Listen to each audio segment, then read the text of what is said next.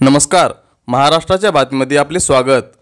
आज 19 ऑगस्ट 2024 पाहूया आजच्या हवामानाविषयीचे नवीन अपडेट। राज्यात काही भागात जोरदार ते मध्यम पावसाच्या सरी पडल्या, तर बहुतांश ठिकाणी ढगाळ वातावरण होते। हवामान विभागाने पुढील 3 दिवस राज्यात विविध भागात जोरदार ते मध्यम पावसाचा अंदाज दिला आहे। हवामान विभागाने विदर्भातील बुलढाणा, अकोला, अमरावती, वाशिम, यवतमाळ, नागपूर, चंद्रपूर, वर्धा, गडचिरोली, भंडारा आणि गोंदिया या जिल्ह्यात आज आणि काही ठिकाणी जोरदार पावसाचा अंदाज दिला आहे।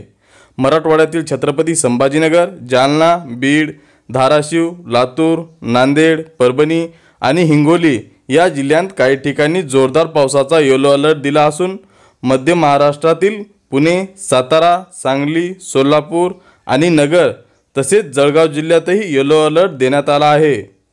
तर उद्या विदर्भातील बुलढाणा, अकोला, अमरावती, यवतमाळ, वाशिम, वर्धा, नागपूर, चंद्रपूर, गडचिरोली, भंडारा आणि गोंदिया या जिल्ह्यांत काही ठिकाणी जोरदार पावसाचा येलो अलर्ट दिला।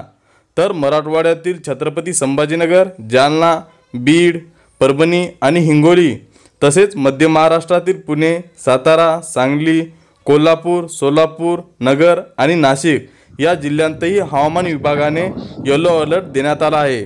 अशाच माहितीसाठी महाराष्ट्राच्या बातमीला सबस्क्राइब करा। धन्यवाद।